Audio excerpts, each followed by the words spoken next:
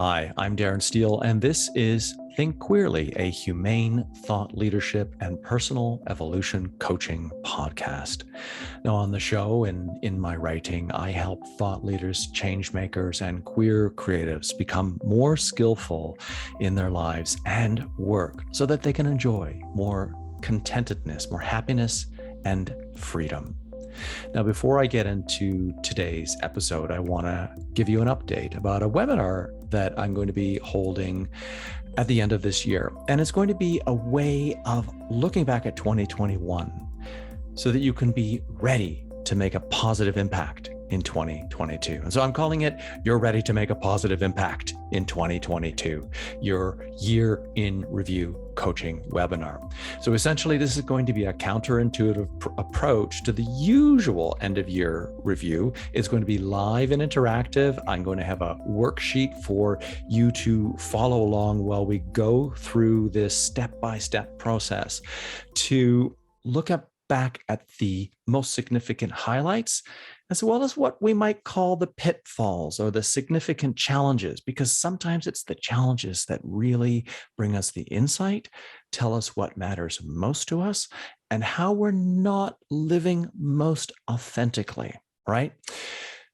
So at the end of the webinar, what's going to happen is we'll pull it all together so that you'll understand the emotional tone of the past year, what was empowering about that, how you can take that into 2022 with your most meaningful value and purpose so that you can actually make an impact, so you can be the change you want to be in the world. And whether that be just for yourself, for the people you love and care about, or for some bigger, grander idea that you have for 2022 and beyond, some goal that is bigger than you, to really make a positive difference in the world, this will be the starting point. And these are the foundations that are going to guide you forward, kind of like the compass that helps keeping you on track by pointing north to where you want to go, but also to help you enjoy more happiness and contentment and freedom along the way. Because the more we struggle, the harder a time we have to think. And the harder a time we have to think, the more we get into unwanted, undesirable emotions that take us out of our thinking brain, that take us out of our ability to comfortably plan and execute what we want to do. All right, so the webinar is going to happen on Wednesday, December 29th at 1 p.m. Eastern Standard Time. Now, that might seem like an odd time, but I thought, well, right between Christmas and New Year's, I'm hoping you'll have some more free time. Maybe you'll actually be off and you can attend the webinar. The link will be below. You just need to add your name and email in the show notes or underneath the video where you can reserve your seat to the webinar. And I look forward to seeing you there. Okay, so for today's episode, I'm calling this Humane Thought Leadership: How to Be the Change for the Common Good Through Self-Mastery. This is episode 209, and it's about how one person can make a difference, but one person can't do it alone. You actually need a community of thoughtful leaders, not just thought leaders, but people that are thinking consciously and in a way for the common good. So I think it was sometime in the summer, I had a real flash of insight that I know how to be the change that I want to see in the world. That I've been doing this and sharing these strategies and insights for the common good for quite some time. And I've been doing this because of the studying and the development, my own personal development as a coach and with the neuroscience of transformational training, and of the studying of the Tao Te Ching, this non-dogmatic, non-ideological way of looking at the world and seeing yourself and your place in the world for the common good. It just made me realize that, transformative change, personal growth requires patience, and it requires focus, and it just requires a commitment or a dedication to the practice. It's ongoing, it's cumulative. evolutionary social change, to be the change, to improve the state of the world, the ecology, humanity, inclusion, equality, and equity. That takes much more substantial and organized practices and actions than any single one person can manage on their own. So, at least for me, what's missing from potentiating this change that I envision is you. And that means the work that we can do collectively to make the common good more humane, more accepting, more loving, more understanding of everyone, of LGBTQ people, of BIPOC individuals. But this is more than just the acceptance of identity labels. It's about the acceptance of a universal human dignity. And this isn't my project alone. This is something that I believe and hope and trust that those of you listening and watching are on the same page about. You may only have the time and the energy or the capacity to do something really small. That's wonderful. You may have the time and the energy and the funds and the wherewithal to do something really big. That's wonderful. It doesn't matter how much. It just matters that you do something. Now, maybe no, I don't want to say that. I envision a world that respects all of humanity. I have to have that vision because that is a vision that I know many people hold and are aiming towards. And if we don't have a vision like that, then what's the point?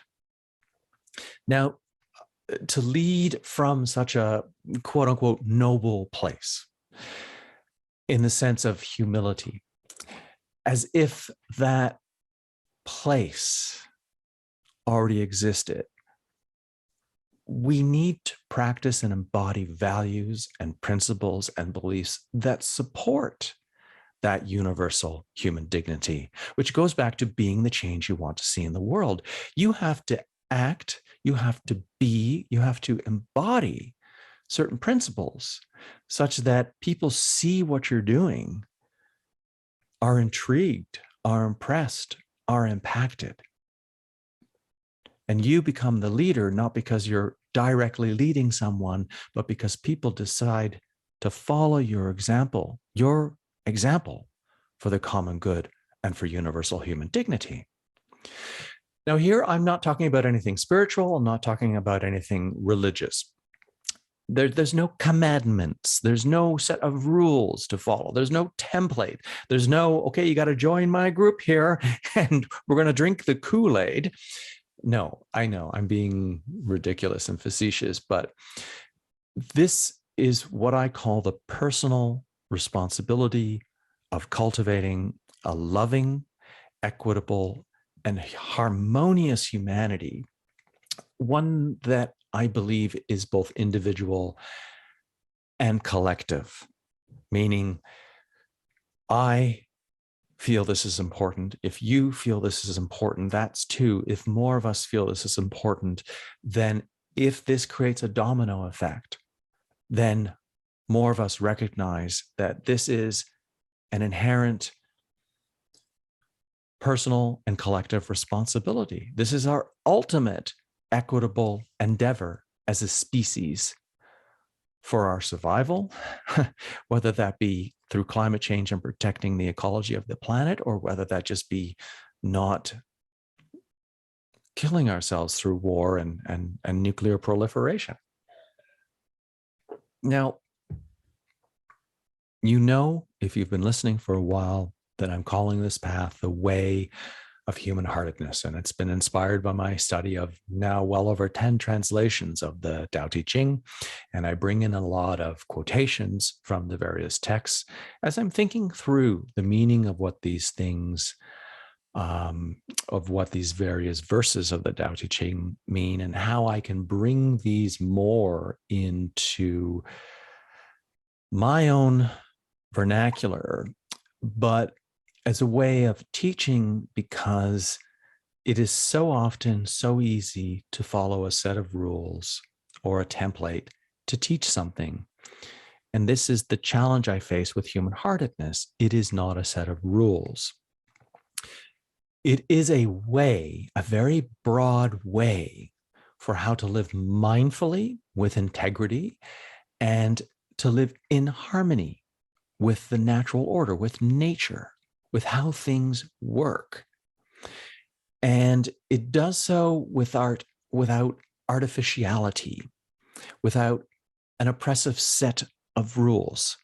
Rules, social constructions are artificial. Now, sometimes we need these so that we can all get along, but at the extreme end, the artificiality that becomes a problem is the extreme of selfish desires for possessions and recognition and power.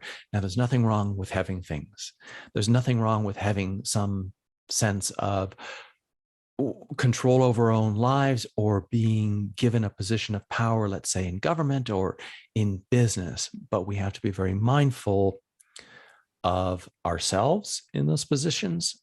And we need to perhaps find ways in which we can have other people keep us accountable and more grounded so that these positions of great power don't become so artificial in the sense that we abstract from being human and being connected to being self-obsessed and just wanting to control and protect and keep and subjugate. So human-heartedness is a conscious practice. It's grounded in personal responsibility. And I believe it's a way of building bridges to foster more community and connection. And community often has a sense of being small, right? Like your community in the building where you live, your community in the town or the city where you live. But community could be something broader, but it is easier for us as human beings to think along the lines of the people closest to us, and then having our actions within the community influence that community, and then having the actions of the community as a whole begin to affect other communities. Now, human-heartedness as an idea, as a way, prejudices no one. Human-heartedness as a practice accepts every person for wherever they stand in life. And it recognizes that we all come from the same source. We all come from this planet, thus we all come from nature. And our human nature is what connects each and every one of us. To get a little metaphorical, human-heartedness is like water. It is like the river that flows into the ocean. So if we pollute a river with a lot of toxic chemicals and garbage, and in this sense, the garbage of blame and shame and division and inequity and prejudice and tolerism, racism and hatred, that river is going to be one muck mess that is going to end up polluting the rest of the world. And if we pollute more than one river, all of these eventually feeding into lakes and then eventually trickling down, flowing down into the oceans, we are going to have one awful environment that is toxic to our very human nature. So just as we can approach proactively the reduction of harmful environmental chemicals that we put into the water, that we put into the earth, that we put into the air, that irrevocably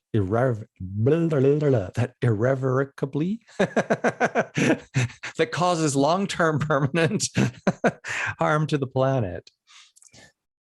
We can also take active steps to remove the toxicity that plagues both our hearts and minds. You have to wonder, I have to wonder, if there's a connection, if we're always angry, if we're always blaming, if we're always just going inward, then we honestly won't give a crap about what we do externally. So if we are toxic on the inside, then we will do things that damage the planet on the outside because we just don't care. So if we can take these active steps, if we can become more human-hearted to care for universal human dignity, for the common good, then our collective state of well-being will be one of happiness, peace of mind, and personal freedom. And if this is actively something you're doing, this is my intention that for myself practicing this, I know how it's influencing and impacting my life. I hope that what I impart to you by almost bombarding you positively with these ideas of how you can experience more happiness, personal freedom, and contentedness or peace of mind,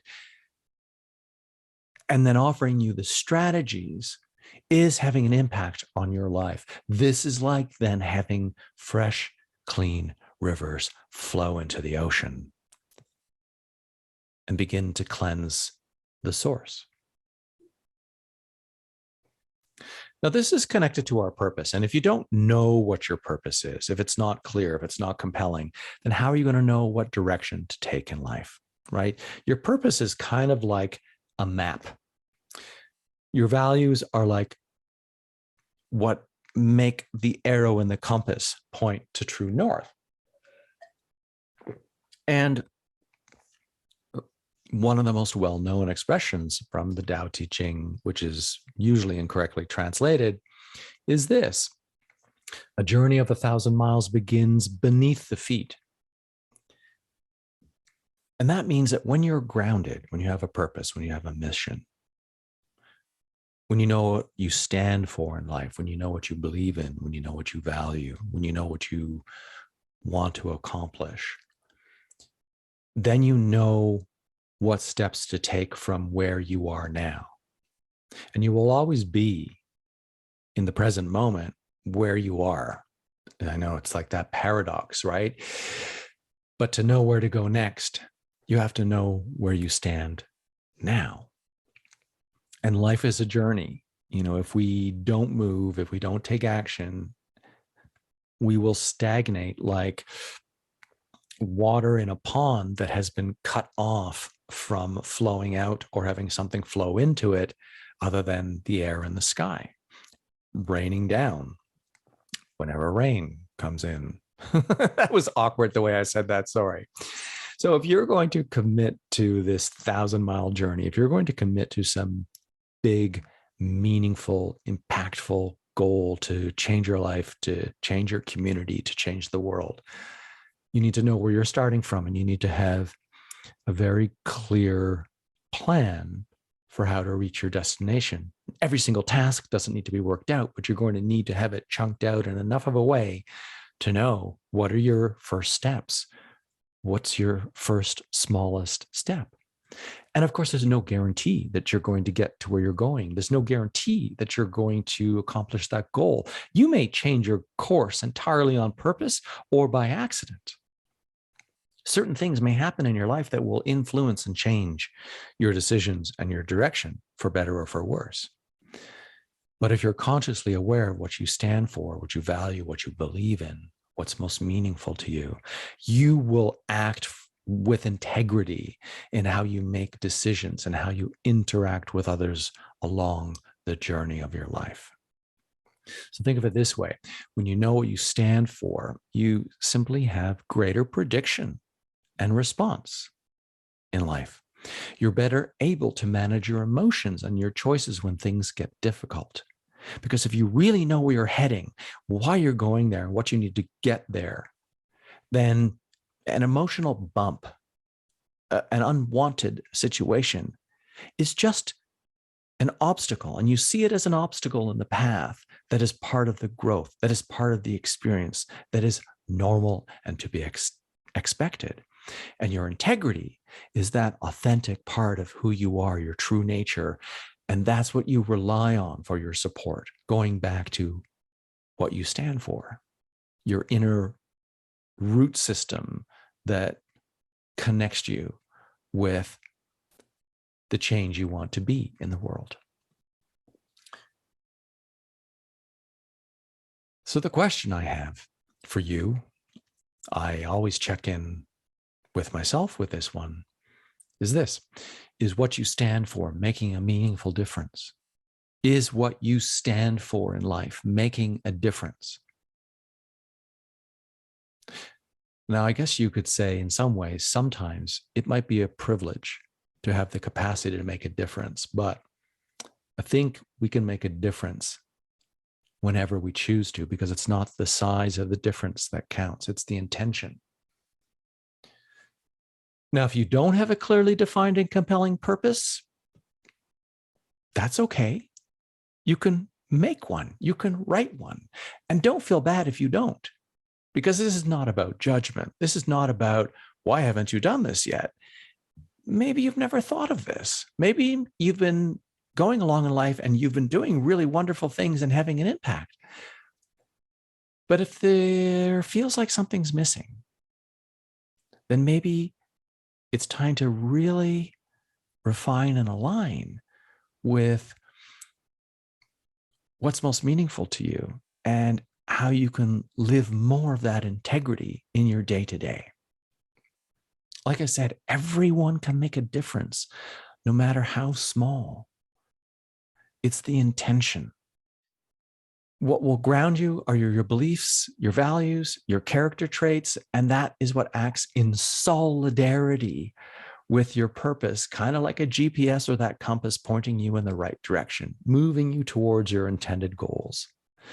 So another sort of metaphor, if you think of some massive castle, I follow on Instagram a couple of Germany accounts. Germany has like so many ridiculous, beautiful, gorgeous castles, things that have been around for hundreds of years, perched up on some near cliff, and yet it looks so solid. It's gorgeous. It's beautifully maintained.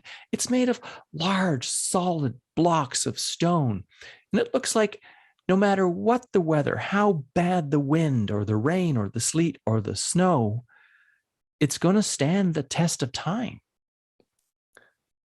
So what we don't see, though, are the foundations below the structure, the further cuts into the ground and the blocks of the stone or what have you that supports the structure's integrity. And that's what integrity really means. What roots us? What grounds us? Values, beliefs, purpose, character traits, our prediction and response, so we can show up most meaningfully in the world. Now, we've developed principles and qualities for how to act as human beings that support our individual integrity, and that allows us to function and interact with other people without being contentious, so that we can get along, so that we can make a contribution to the greater good through our creativity and through our uniqueness. Now, depending on what you stand for in life, you might find yourself aligned with a particular group of people. It could be a cultural group, it could be something to do with politics, or it may be religion. It may set you apart and really set you off to the side and distinguishes you from others. And that might be a part of an artificiality thing, especially if it's polarizing or contentious. So it's this interesting dichotomy between being part of the common good, universal human dignity, and uniqueness that makes us all individual, but brings us all together as worthy human beings. And so that's one of the aims of the way of human-heartedness, is to practice understanding for the conditions we create in society and the world, consciously or inadvertently, and how those changes affect the common good for inclusion, acceptance, and equity. So to wrap things up, I have an invitation for a very small practice to ask yourself or to become aware of the qualities you embody that support your integrity. So here's how you can put what I've spoken about in today's show into practice. This is a very short, simple exercise, literally 2 minutes tops, to determine a little bit of what you stand for in life. Now, there are many characteristics that define who we are and how we express our humaneness, our human qualities and characteristics. So, this is all I'm inviting you to do. It's just to make a list of the qualities of characteristics you aspire to and that you regularly demonstrate in your life. You don't need to define these qualities. You don't need to write an explanation unless you want to. Just name it. Grab a sheet of paper, maybe open up your notes app on your phone, and try to create a list of 10 qualities that you embody, or that maybe you think, I aspire to these. These are qualities I really want to embody in my life. I admire these qualities in other people, and I'm working on them, but I want to become more proficient at them. Okay, so I encourage you to do that because next week in the next podcast, those initial qualities will be of use to you when you're listening to my next Think Extra Queerly personal evolution process, where I will be discussing I will be discussing the characteristics that we aspire to that influence our moral choices and affect and effect humane leadership. So the title of that show is going to be The Character Traits That Ground Who You Are, the Good and the Bad. And that's going to publish on the 9th of December, 2021. So make sure if you're listening to this podcast for the first time that you subscribe so that you'll never miss an update for a new episode. If you're reading this article on Medium, be sure to subscribe to my profile. That way you'll get an email whenever I publish a new article. And of course, head on over to my website, darrensteele.com, and click on the menu option to join my community, my Humane Thought Leadership community, where I will keep you up to date about what's going on so that you never miss another Humane Thought Leadership and personal growth update. Thank you so much for listening or watching, and I look forward to seeing you next time.